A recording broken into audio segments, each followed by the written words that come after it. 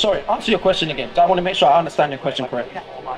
Okay, so from Jacob, we are from that. From Jacob, come down to the tribes. The whole family. 12 brothers. You know, I can't ask you if they're relatives because they're brothers. Right. So those brothers, I asked you, were there kings amongst those 12 brothers? Was it only one king that came out from that 12 tribes? Their descendants became kings. From just one tribe or from different tribes? So, one second. At first, he mentioned King Saul, right, Grandma? Always see you. All right, all praise. There was one king, right? King Saul. He was the first king of Israel. Go to 1 Kings 12. This is where two kings became. You had the kingdom of the nation of Judah, which is the southern kingdom, and then you had the kings that dealt with the northern kingdom. On the sign you have Judah, Benjamin, Levi. That represents the southern kingdom. And then Ephraim on down representing the northern kingdom. But prior to this moment that we're about to read, there was just one king for the whole nation. Okay, you follow me? One king for the whole nation. So it was King Saul first, then you had King David, then you had King Solomon. They were kings over the whole nation of Israel. One king alone. Okay, and then let me finish the point. And then at this point, there was a split in the kingdoms, and then we had the kings that dealt with the southern kingdom, then we had the kings that dealt with the northern kingdom. So let's read it. Let me read it. Let me read it before you ask your next question. 1 Kings 12 and start at verse 1, then we jump down. Verse 1. 1 Kings chapter 12, verse 1. And Rehoboam went to Shechem, for all Israel were come to Shechem to make him king. And it came to pass when Jeroboam, the son of Nebat, who was yet in Egypt, heard of it, for he was fled from the presence of King Solomon, and Jeroboam dwelt in Egypt, that they sent and called him, and Jeroboam and all the congregation of Israel came and spake unto Rehoboam, saying, Thy father made our yoke grievous. Now therefore make thou the grievous service of thy father and his heavy yoke, which he put upon us, a lighter, and we will serve thee. So now the people are bringing forth their complaints and saying, look, Solomon dealt with us harshly. Deal with us in a better manner, and we will serve you, Rehoboam. Right? Go ahead. And he said unto them, Depart yet for 3 days, then come again to me. And the people departed. Right. And King Rehoboam consulted with the old men that stood before Solomon his father, while he yet lived, and said, How do you advise that I may answer this people?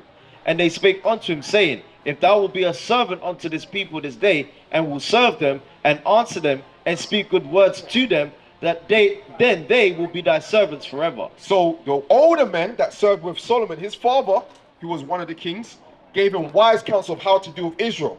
And if you deal with them in this manner, then the people will serve you forever. But guess what? He did not follow that counsel. And because he did not follow that counsel, that's what caused a split in Israel and caused there to be two kings. Right. One over the northern kingdom, one over the southern kingdom. Jump down to verse 19. Verse 19. No, start to the verse 16. Verse 16. So when all Israel saw that the king hearkened not unto them, the people answered the king, saying, What portion have we in David? Neither have we inheritance in the son of Jesse. To your tents, O Israel. Now see to thine own house, David. So this is where the split happened in Israel, where there became now two kings in Israel. Go ahead. So Israel departed unto their tents. But as for the children of Israel, which dwelt in the cities of Judah, Rehoboam reigned over them. So the king of the southern kingdom over Judah was Rehoboam at this time. He was the king of the southern kingdom. Go ahead. Who are those people now? Who are those people today? The so-called blacks, okay, of Americas, the Ghanaians, the Nigerians. That's Judah. Benjamin, that's the so-called West Indies, the Jamaicans, the Trinidadians, Tobagans. That's the West Indians. Okay, that's Benjamin. Levi, the Haitians today. That's who they are. So if we was talking of Rehoboam, who was he reigning over today, you would say the people of Ghana, the African Americans, the Jamaicans, and the Haitians. That's who Rehoboam was leading and ruler and king over, if you were to name them up to today. Read on. Verse 18. Then King Rehoboam sent Adoram, who was over the tributes, and all Israel stoned him with stones that he died. Right. Therefore King Rehoboam made speed to get him up to his chariot and to flee to Jerusalem. So Israel rebelled against the house of David unto this day. And it came to pass, when all Israel heard that Jeroboam was come again, that they sent and called him unto the congregation and made him king over all Israel. So now Jeroboam was made king over the northern kingdom of Israel. So we have two kings now. So prior to this, it was the Saul, David, Solomon. Then when Rehoboam came in, he was given counsel of how to deal with the people. He forsook the counsel. Right. So the northern kingdom of Israel, Ephraim, Manasseh, Simeon, Gad, Reuben, Naphtali, they said, look, we got no portion in David. We're not gonna deal with you anymore, Rehoboam. We're gonna set Jeroboam up as our king. So now there's two kings in Israel. So the king of the north, who are these people now? So to people now is the so-called Hispanics and Native Americans. So if you were to look at who was Jeroboam reigning over, and when we bring it up to today, we'll call them Cubans. We'll call them Puerto Ricans. Right. We'll call them Colombians. Right. We'll call them Native Americans. We'll call them Seminole Indians. This Right. is who we'll call them today. We'll call them Argentinians. We'll call them Chile, Right. Panama, Uruguay. That's who we'll call them today. Right. Why call ourselves today? I come in the same way you coming. I come where he coming. We are Benjamin. Right. That's who we are. Right. The Benjamins are the so-called West Indian blacks. Right. The people of the Caribbean islands, they come from the tribe of Benjamin. Right. Right. That's who we are. Right. We're from the same tribe. Shalom, Israel. This is Bishop Nathaniel. I want you to know that you can view all our Sabbath classes live on IUIC TV. That's right, I said on IUIC TV. Download the app today. But understand, the reason why we don't know this, give me Isaiah 1 and 3. The reason why we don't know that we come from this rulership, we don't come from this royalty, we don't come from this kingship. Give me Isaiah 1 and 3. Come and read. Isaiah chapter 1 and 3. Isaiah chapter 1 and verse 3. The ox knoweth his owner, and the ass his master's crib. But Israel doth not know, my people doth not consider. That's why we don't know who we are. Right. It says the ox knows his owner. An ox, you know an ox? Yeah, yeah, a cow, right? You know we like the oxtail, oxtail, yeah? So it says the ass, Yeah, give us a donkey knows his master's crib. He knows where his master's crib is. So you can take a donkey all the way down there and will be able to get back home safely. He knows where his master's crib is. But it says, but Israel, read that, but what? But Israel doth not know. It says, but Israel don't know who they are. My people doth not consider. And they don't consider who they are. But we're here to tell you today that we are the children of Israel. Okay, and being the children of Israel, there's a standard that God gave us to live by. Right. Did you know that? I heard you. I get my my answer, my question, and maybe I pass back another. No, but before you go, you ask the question now. I can't leave you without giving you one, two things that God gave us to know, as because being Israel. Give me Deuteronomy 7 and 6. There's an importance of being Israel. Right. And there is a standard that God has given us to live by. So I can't let you guys just leave without the standard. Okay. We answer your question, that's good. But let me let you walk on with this understanding as well. Deuteronomy 7 and 6. The book of Deuteronomy, chapter 7, verse 6. For thou art an holy people unto the Lord thy God.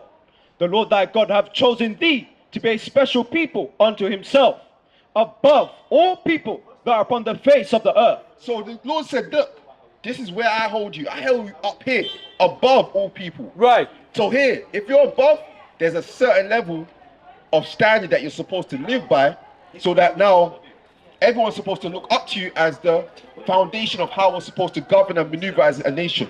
So watch this. Get Titus 2 and start from verse 1. We're going to start with your husband over there, right? Right. Husband there? Yes, sir. So we're going to start right there with husband, and then we're going to get you. Titus 2 1. The book of Titus, chapter 2, verse 1. But speak thou the things which become sound doctrine, that the aged man be sober, grave, temperate, sound in faith, in charity, in patience. So it's telling us how the man is supposed to be. It says the aged man is supposed to be grave, sound in doctrine and in faith. Read. The aged woman. So you see that? Those are the men first. So the man's got to be serious about God's laws. Serious about living up to that high standard so that we can represent our community in a great light. Because in our community, when we look at the black man, black woman, we're not given a good life. Through social media and stuff, they paint us in a bad image. When we look at the communities in terms of marriage, it's non-existent. The younger people are growing up and thinking, what's the value of marriage? Why would I want to marry someone and then maybe they might divorce and then take half of my stuff? They don't value marriage anymore. That's why there's someone's single parent household, baby mom, baby fathers. But you guys are the elders that's supposed to set that foundation and show that positive image. And remember, we got it right here. That's what we're trying to show, that this is what the people are looking at us and saying, this is what the community looks like. We don't take care of our kids, we allow our kids to sweat. That's what she's saying. She looks at our community and that's what she sees. But should not be the case, because we was chosen to be above everybody. So read it again. The aged men what? The aged men be sober, grave, temperate, sound in faith, in charity, in patience. So these are the things that we're supposed to, these are the elements and the attributes as aged men we're supposed to present. Read. The aged women likewise. So you see, likewise. So that, remember, you're a helpmeet unto your husband. You're supposed to follow the suit as your husband. So it said the aged woman likewise, go ahead. That they be in behavior as becometh holiness. So you have to become in behavior as holiness as your husband directs you in. Do you understand? And he's going to direct you based upon God's laws. Because that's the standard of holiness, go ahead. Not false accusers. Not liars, false accusers. Not given to much wine. Not drunkards. Teachers of good things. So there's a direction of the husband supposed to teach you, and there's a level of teaching that you're supposed to do. And there's two ways to teach. By words and actions. So it says teachers of good things. To be that they may teach the young women. So now it's your job to teach the younger women. Younger women that's going up and down here, they should look at you for the order of how they're supposed to maneuver. Right. To be sober, to love their husbands. So you see it says you have to be taught to love. It's not a natural thing. You have to be taught to love a husband. Read. To love their children. You have to be taught to love your children. Go ahead. To be discreet, chaste, keepers at home, good, obedient to their own husbands, that the word of God be not blasphemed. So it's saying that the aged woman is supposed to teach that to the younger woman. Right. To be discreet. There's certain ways to be discreet. You can be discreet in the way you communicate. You can be discreet in the way what? You dress. What's a discreet way to dress as an aged woman to teach the younger woman? What do you think? Cover your body. Right, let's read it. What you're saying is biblical. Right. You know what I'm saying? Because you got the godly thoughts in there. Because if I was to ask a younger woman, they wouldn't come with that same answer. You know what I'm saying? So you got some level of wisdom in you in terms of what the Bible's talking about. 1 Timothy 2:9. The book of 1 Timothy, chapter 2, verse 9. In like manner also, that women adorn themselves in modest apparel. And that needs to come, because this is what God says. So that's triggering to you to teach your wife. Read it again. In like manner also, that women adorn themselves in modest apparel. So even though you're in front of me, sis, I'm directing this message at husband. Right. Because it's husband's job to teach you. It's not my job to teach you. You understand? Read.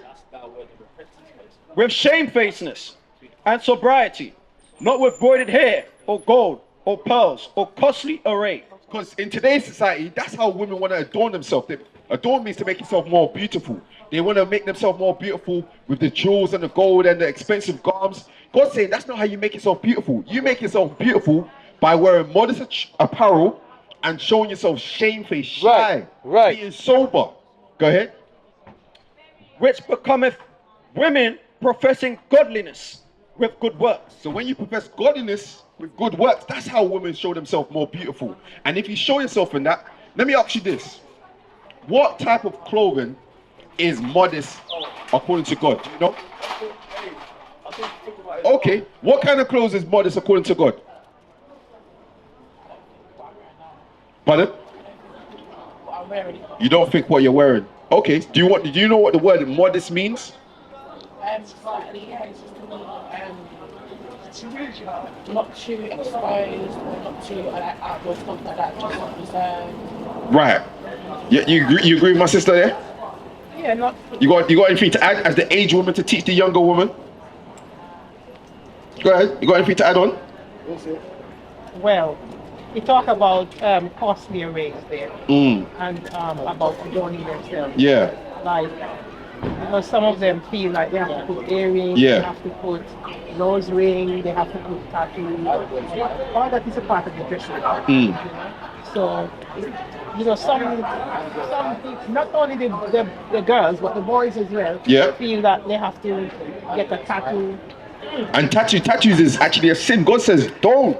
Do you have tattoos? So it's a part of dressing as well. Right. It's a part of dressing. Yeah. So you don't need to have a tattoo, and then, or sometimes they put a ring with their Yeah. Belly button. So once you start putting on tattoos or rings and stuff like that, then you feel you have to expose to show it. Yeah. Because it's a fashion. Right. So even the way they feel. Yeah. It's a fashion, so they have to wear the blouse to expose to show the tattoo in the back. So all that is what wants. Right. So now, get me Deuteronomy 22 and 5. Okay? But we're going away from my question. No, we asked you a question. Oh, did you have another question? Because we answered your question. I said before you go, I want to give you guys some tools to meditate on. You know what I'm saying? What is a nation? Nation is family. Nation is community. Nation is men leading by example. Nation is women's support. Nation is children with role models.